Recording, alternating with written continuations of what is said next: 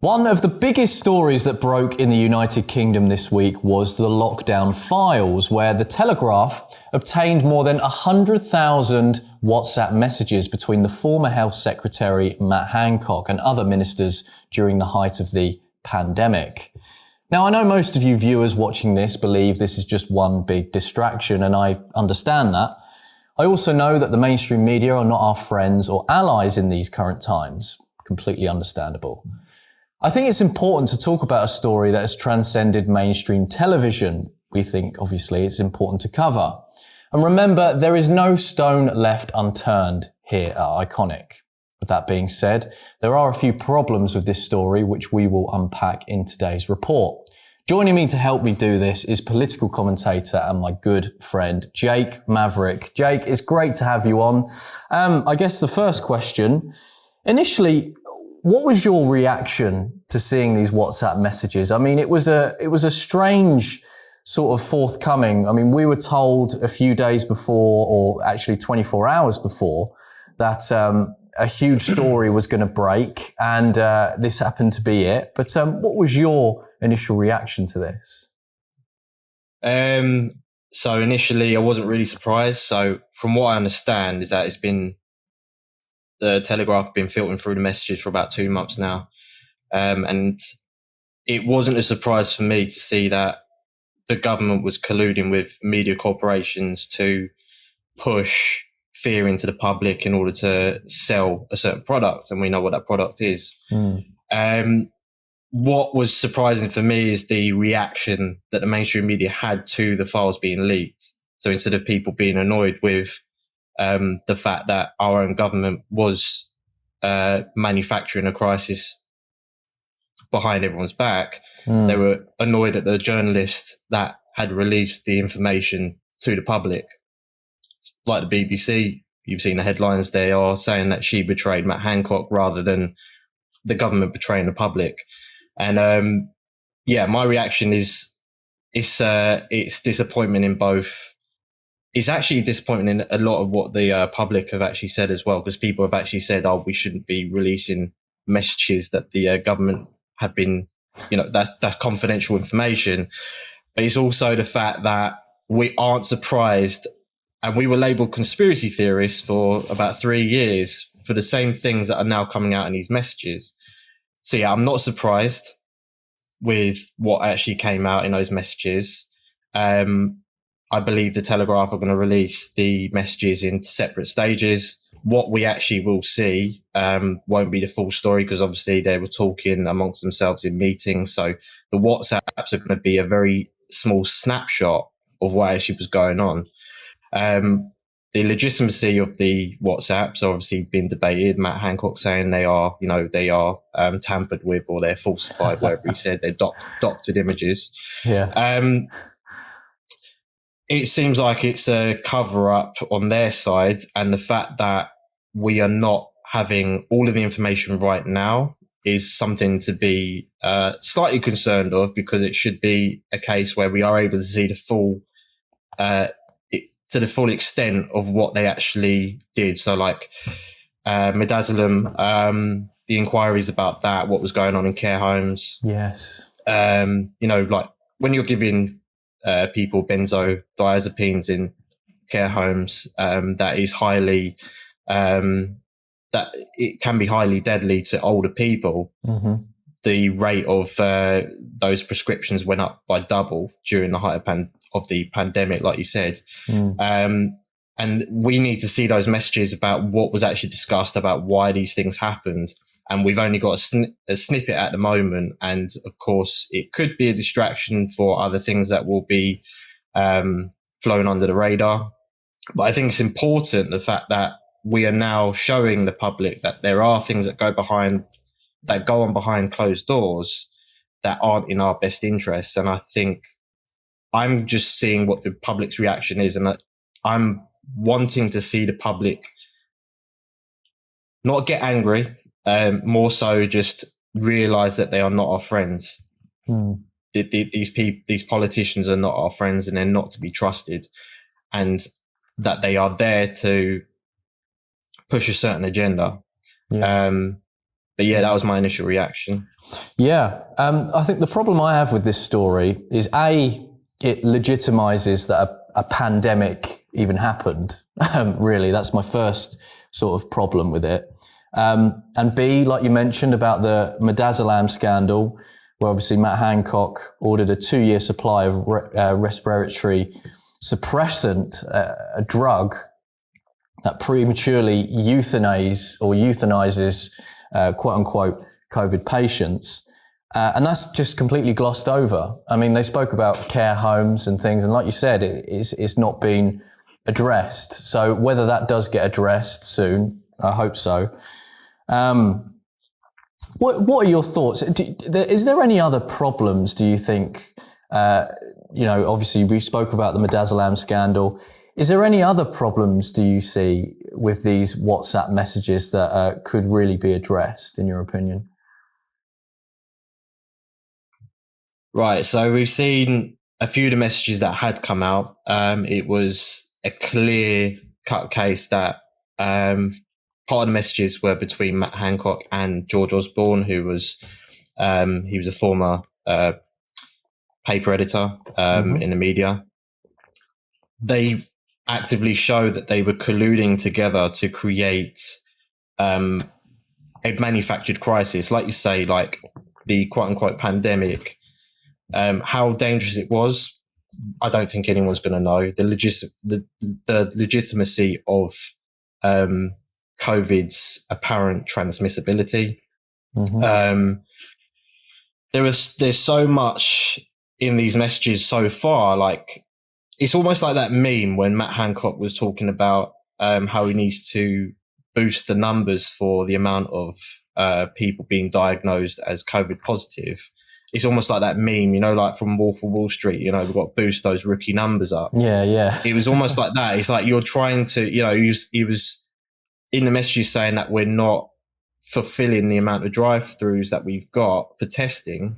Not hitting the targets. So he was talking, you've got to hit the targets. He's constantly going on about these targets. Like, he wanted there to be more people being diagnosed with COVID so they could push more panic within the public sphere, so that more people would be willing to A, lock down, and B, take the drug that they were going to be releasing prematurely to the public, which is a very, they tried this before. What did they try it off with before? I think it was the bird flu? Bird flu virus. And then Channel 4 actually covered this, and, people were sharing that video where government ministers were accused of trying to create panic to sell a drug.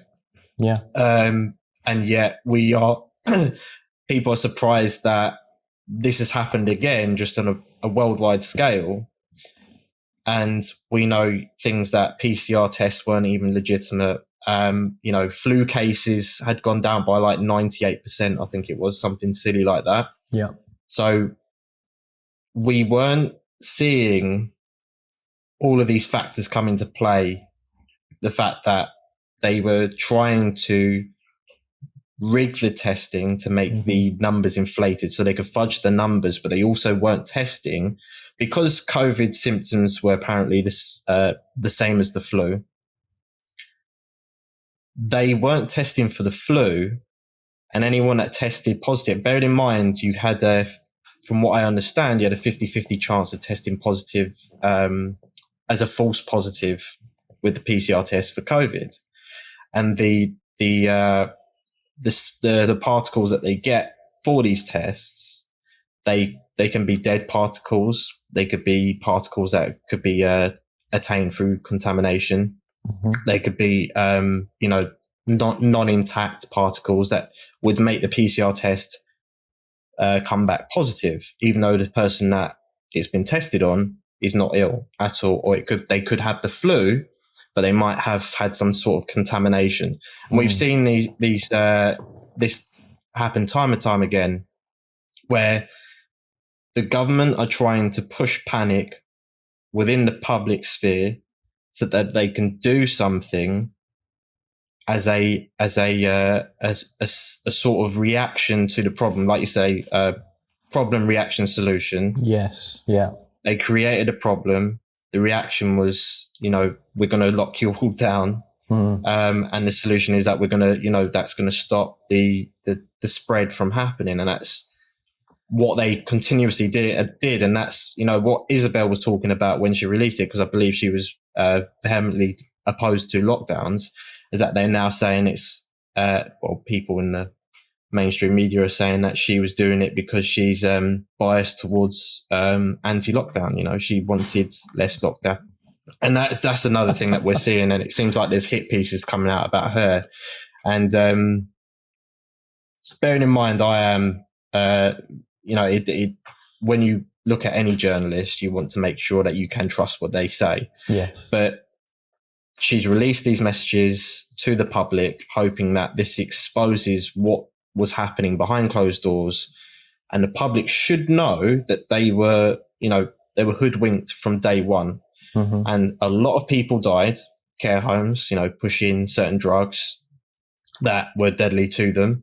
There were a lot of collusive, there's a lot of collusive behavior with media corporations. Yeah. And when these messages come out, the hit piece isn't about the politicians that were locking you all down or talking about how this isn't dangerous. These messages reveal that it wasn't dangerous. It was the aim that it's a bit like Snowden when he released the files on the NSA. They were blaming Isabel for releasing the files, how she betrayed a government minister. So we'll see how this plays out. We'll see what the messages say, but this is also just going to be a snapshot into what was actually going on behind closed doors. Yeah, absolutely. It just seems that they're just self-serving morons. And I don't know, what do you think? Have I missed the ball here? Is this just individual corruption and a case of compartmentalization, or is it something else? What do you think? So if my understanding is it's a mixture of both. So obviously it was clear from the messages that Boris Johnson wasn't in charge of the lockdowns. Yeah. He, like we all know, they're all puppets and mouthpieces for people above them, for who's paying their salaries. Who is actually giving them the money to, put these measures in place. We all know the WEF with Klaus Schwab. They are, big funders of a lot of media organizations. They give a lot of backhanders to politicians.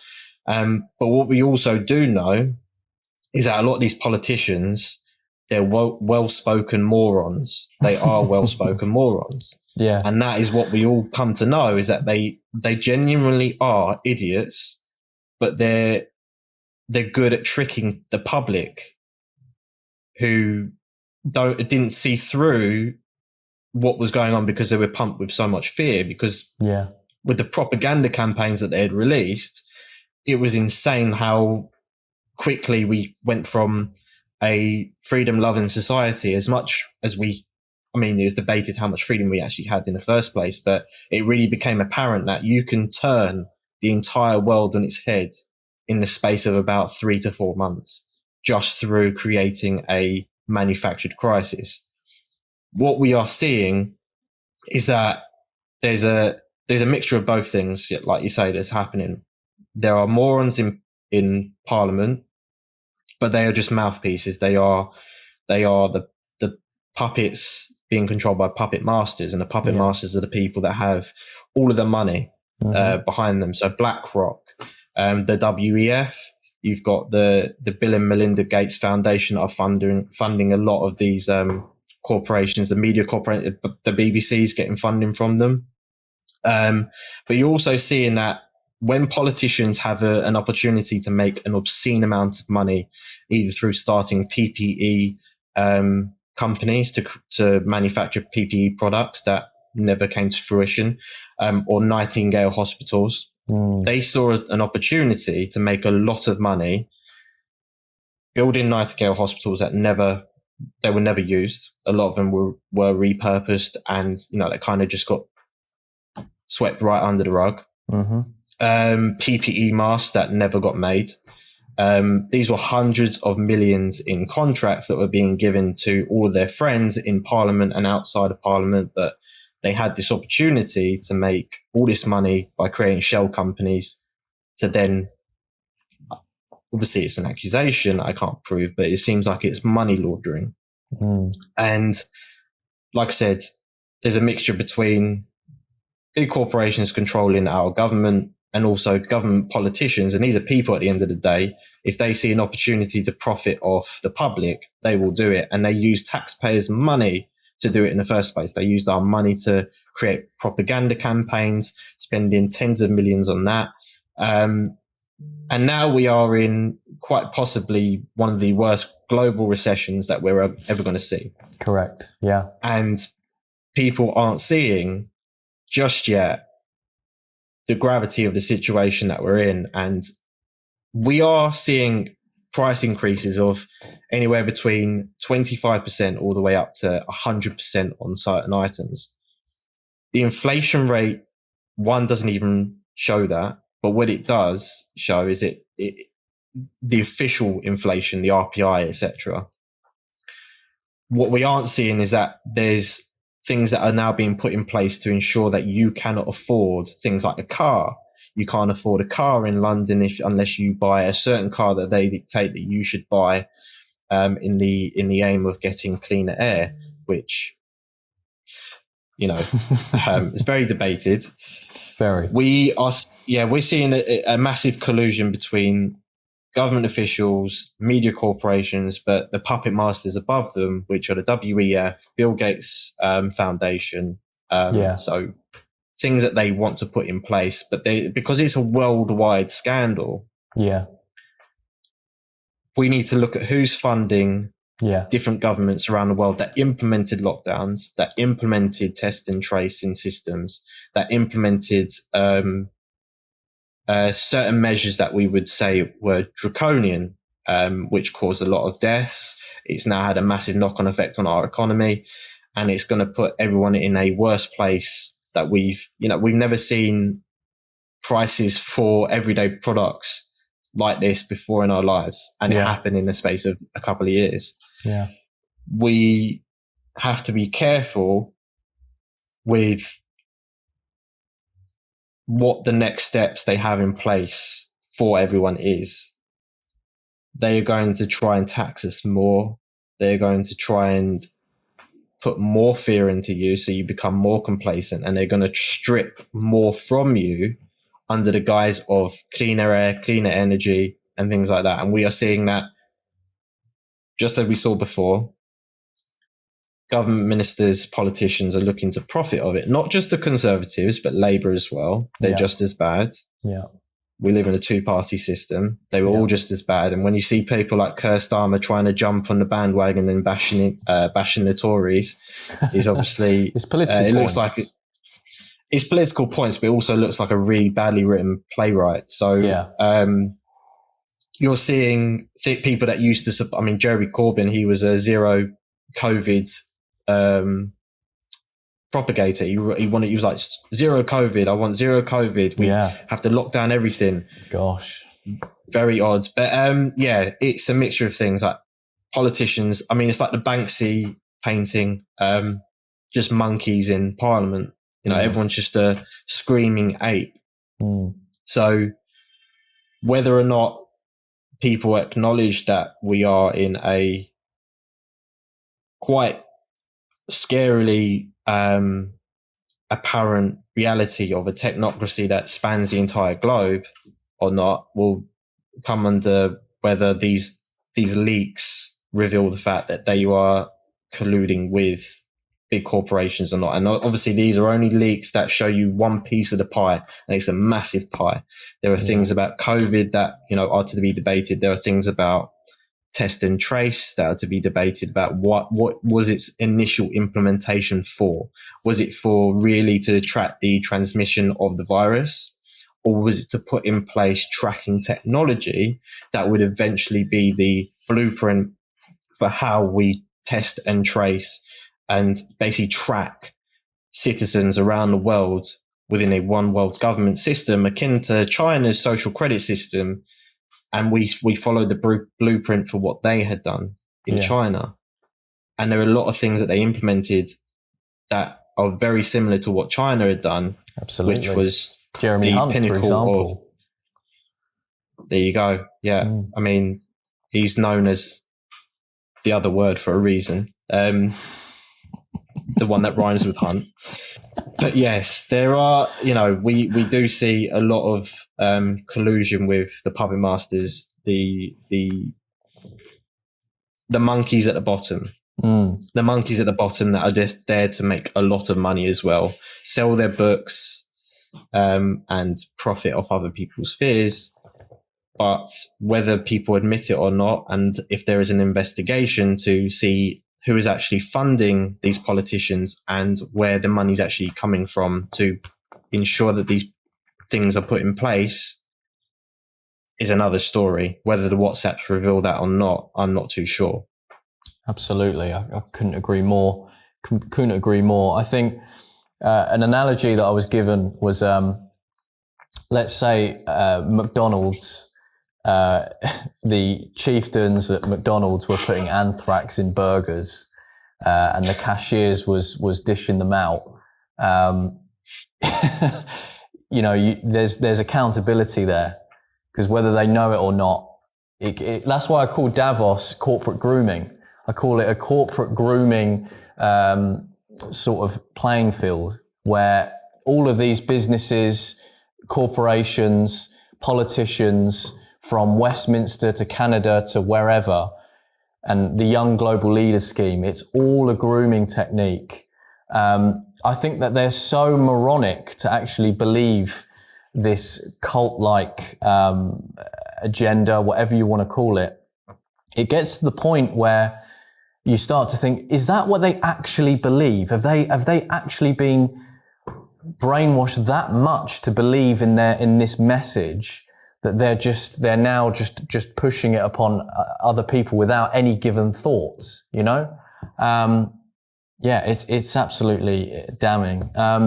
But Jake, thank you so much for coming on. I really appreciate your time.